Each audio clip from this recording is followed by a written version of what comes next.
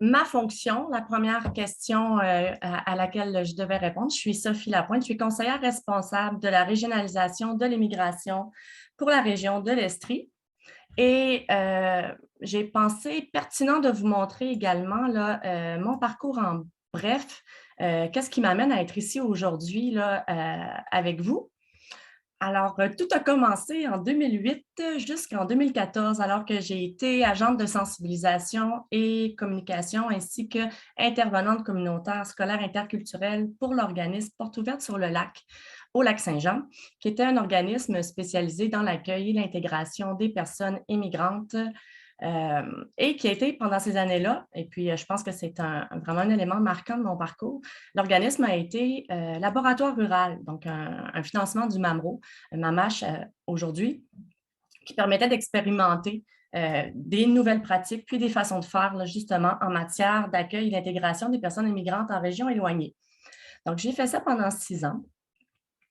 Par la suite, j'ai été conseillère en communication également pour Oxfam au Bénin. Donc, la poursuite là, des rencontres interculturelles et des autres cultures. Euh, de 2018 à 2020, j'ai complété la maîtrise en médiation interculturelle à l'Université de Sherbrooke parce que j'avais le désir justement d'approfondir ces questions-là auxquelles j'avais été confrontée là, dans mon parcours. Et puis depuis 2018, donc en même temps que j'ai commencé la maîtrise en médiation interculturelle, j'ai commencé aussi là, mes fonctions chez ProGestion Estrie, qui est en train par ailleurs de venir entreprendre Sherbrooke. Donc, dans mon nom actuellement, c'est ProGestion Estrie. C'est aussi comme ça que ça a été annoncé dans la programmation. Mais dans ma présentation, j'ai inscrit Entreprendre Sherbrooke parce qu'on est vraiment dans ce processus-là de devenir une nouvelle organisation. Alors, mon parcours m'amène deux perspectives. Donc, la perspective temporelle, parce qu'il y a une dizaine d'années quand même qui séparent mes deux expériences terrain en matière de régionalisation de l'immigration. Et puis, en 10 ans, il y a beaucoup de choses qui se sont passées. Puis, il y a aussi la perspective régionale, parce que les deux modèles de régionalisation de l'immigration sont complètement différents au Lac-Saint-Jean et puis en Estrie. Maintenant, mon contexte de pratique. J'ai pensé vous ramener une image qui vaut 1000 mots pour vous montrer un peu c'est quoi le tableau là, de l'écosystème de la régionalisation de l'immigration en Estrie. Alors, évidemment, la régionalisation de l'immigration, le point de départ est toujours Montréal, où on travaille avec les partenaires de régionalisation là, qui sont les organismes mandatés par le ministère de l'Immigration, le MIFI. On travaille également avec les personnes immigrantes de Montréal qui s'intéressent aux possibilités qu'offrent les régions. Et au niveau de l'Estrie, le petit encadré rouge, c'est vraiment la position d'Entreprendre Sherbrooke, là, nous qui sommes porteurs et mandataires de la régionalisation de l'immigration par le ministère pour la région de l'Estrie. Ça nous amène à travailler évidemment avec tous les employeurs dans notre territoire qui comptent je ne sais pas encore si je dois dire 7, mais je pense que je peux dire 9. En tout cas, c'est aussi en train de se faire. L'Estrie compte 7 MRC, mais devient aussi un territoire plus large avec 2 nouvelles MRC qui s'ajoutent. Donc, des employeurs d'un territoire là, qui jouent entre 7 et 9 MRC. Et tous les acteurs régionaux, locaux, qui sont aussi impliqués là, en matière d'accueil de nouveaux arrivants dans la région. Alors, on a une structure d'attractivité sur le territoire, une structure d'aide aux personnes immigrantes. On a aussi l'équipe d'accompagnement Québec du ministère, les ressources des MRC, les places aux jeunes et d'autres structures aussi qui se spécialisent au niveau là, des relations interculturelles. Donc, ce sont tous des partenaires avec lesquels il faut apprendre à travailler et bien sûr, le mandataire de la régionalisation demeure un peu le pivot au centre de tous ces acteurs-là. Maintenant, pour répondre à la question où et comment les médiations interculturelles s'intègrent dans notre pratique, alors je me suis permis d'explorer dans le cadre de ma maîtrise vraiment le rôle que j'occupe actuellement. C'était important pour moi là, de pouvoir faire bénéficier ma fonction actuelle de mes études. Et puis, ce que j'ai identifié comme zone de médiation dans le poste que j'occupe, c'est vraiment le rapprochement des acteurs qui sont impliqués dans le processus de la régionalisation de l'immigration en Estrie. Et puis, les cadres d'action, il y a divers cadres d'action au niveau de la médiation interculturelle qui sont privilégiés. Dans mon cas, c'est la promotion d'une meilleure coopération des partenaires qui sont impliqués. Donc, comment travailler tout le monde ensemble. Comment j'utilise les médiations interculturelles? J'ai oublié de dire quelque chose, c'est pour ça que je reviens. Quand j'ai présenté le contexte de pratique, j'ai pris soin aussi d'ajouter le logo de l'Estrie Me Voici. C'est l'identité visuelle qu'on a donnée au programme de régionalisation. Et puis, je pense que c'est intéressant de voir que l'iconographie, même si elle n'a pas été faite dans le but de vouloir projeter les médiations interculturelles, elle le fait quand même, ne serait-ce que de voir des blocs de construction qui font référence à la construction du projet de régionalisation, mais aussi à la co-construction qui est privilégiée avec tous ses partenaires de travail et le fameux pont qui montre aussi qu'on est un pivot au cœur de l'action. Alors, j'ai eu la chance, dans le cadre de mon stage de maîtrise, de me pencher vraiment sur un projet d'expérimentation de l'approche de la médiation interculturelle visant le rapprochement des acteurs à travers l'organisation d'une activité de recrutement. Donc, ce que j'ai ramené dans cette diapo, c'est vraiment les étapes. Et puis, c'est sûr que les petits points en gris, ça se rapporte à l'expérience de ce projet d'expérimentation-là, mais les titres avec les petits carrés, c'est vraiment les étapes qui peuvent être plus générales et qui pourraient peut-être être intéressantes pour quiconque a envie de traverser les étapes principales de la médiation à travers un projet dans les collectivités. Alors, la première chose, et on en a parlé plus tôt dans les présentations, de faire une analyse, un diagnostic de la situation actuelle. Donc, dans mon cas, ça a été d'établir le contexte de mon milieu de travail, de connaître les enjeux récents aussi en matière de régionalisation de l'immigration et d'identifier les acteurs, les enjeux, les défis du territoire en la matière.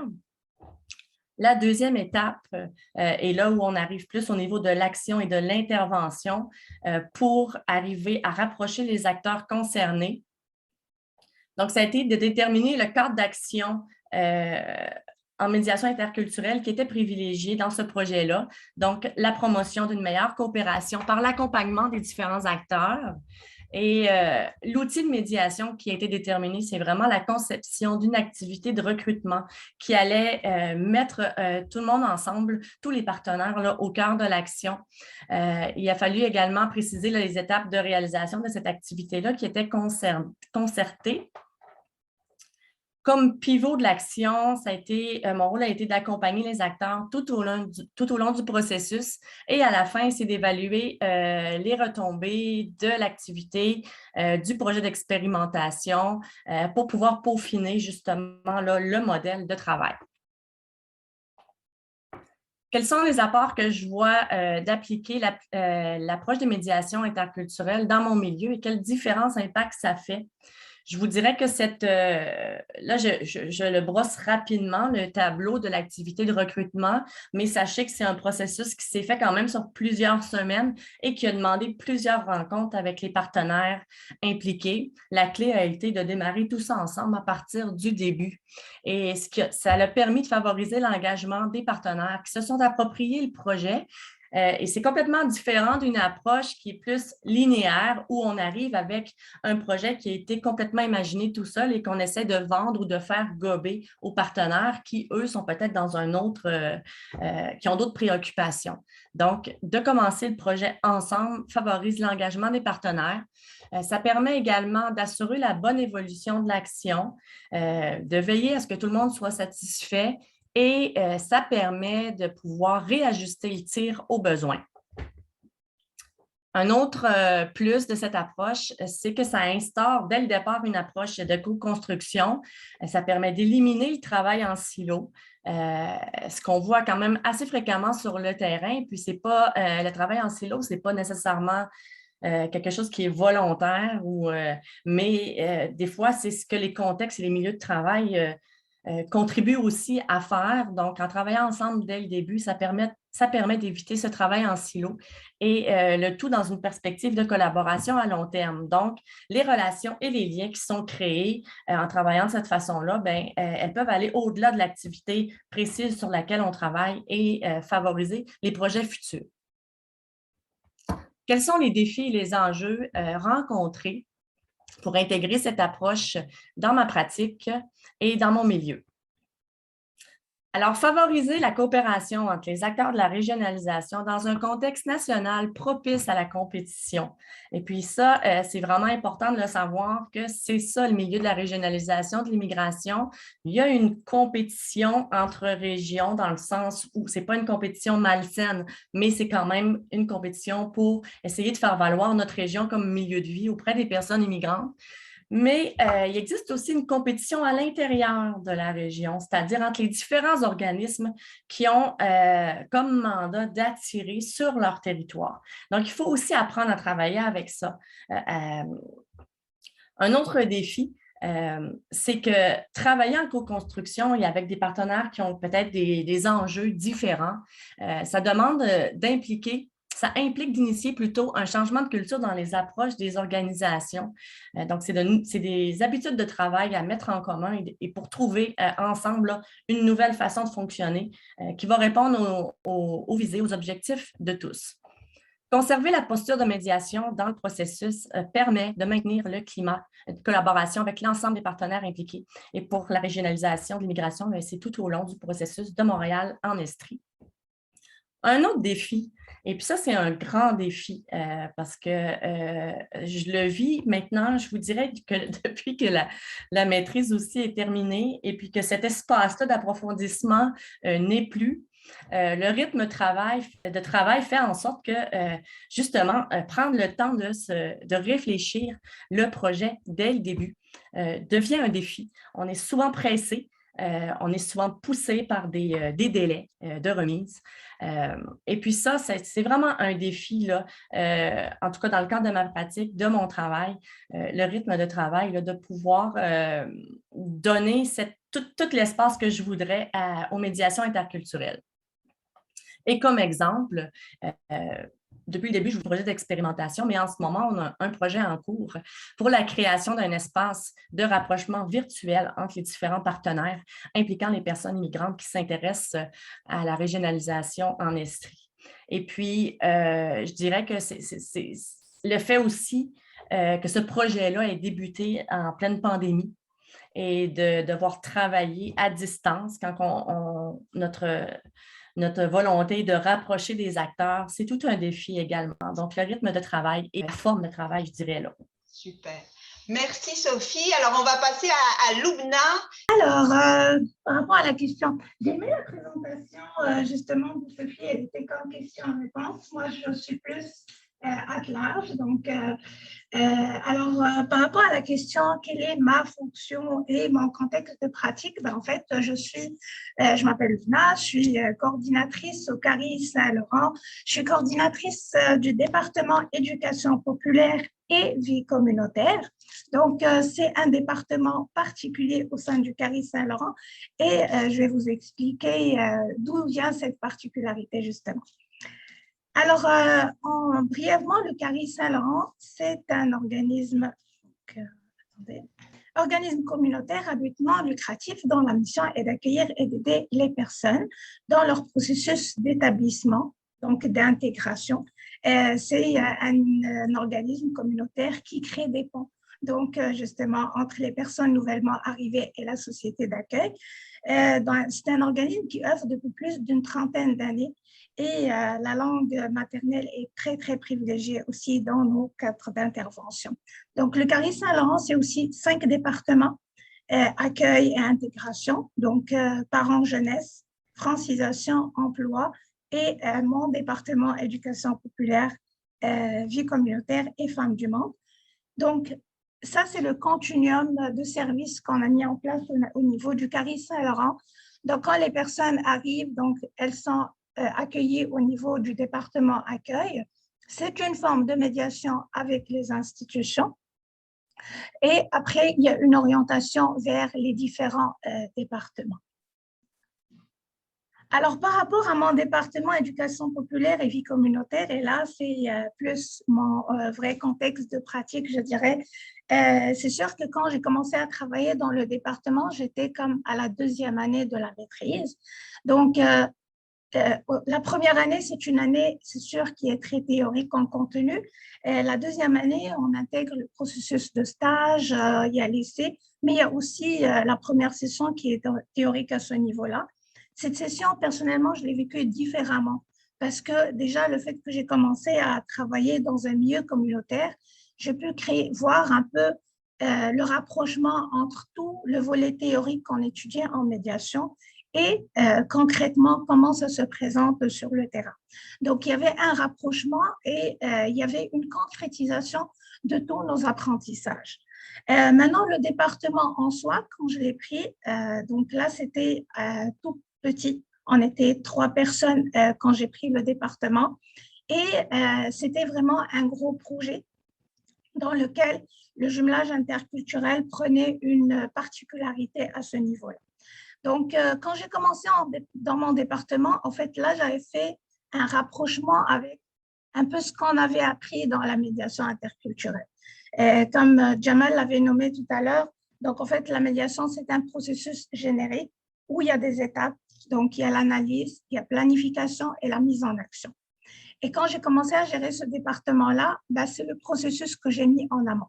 Donc, il y avait tout le volet analyse, analyser le processus du département, qu'est-ce qu'on fait dans ce département, pourquoi il y a ce département au sein du Carré Saint-Laurent et quelles sont les planifications des activités qu'on pourrait mettre en place et vers quoi on pourrait s'en aller justement avec ce département-là.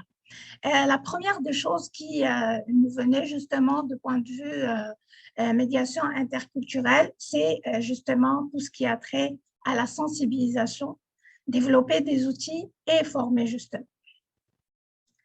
Donc là, la médiation interculturelle, comme vous le savez, donc c'est la promotion, la prévention, la sensibilisation, formation et bien évidemment résolution de conflits. Mais dans tout ça, il y a le processus de construction de ponts et c'est ce qu'on ne cesse de faire au quotidien. Donc, pour nous, c'était mettre l'accent sur tout ce qui a trait à la sensibilisation. Et pour cela, donc, il y a eu le développement d'une série d'activités. Et là, je vais vous présenter mon continuum.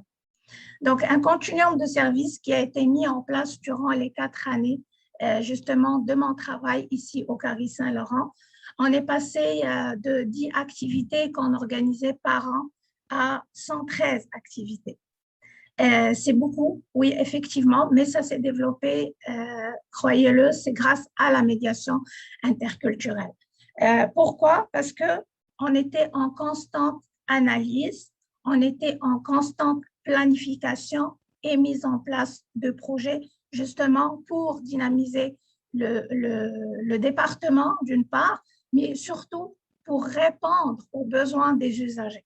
D'accord? Donc, quand je parle d'analyse, c'est plus le processus d'évaluation, le rapprochement qu'on a avec nos usagers pour justement mettre en place des projets qui vont répondre au mieux à leurs besoins.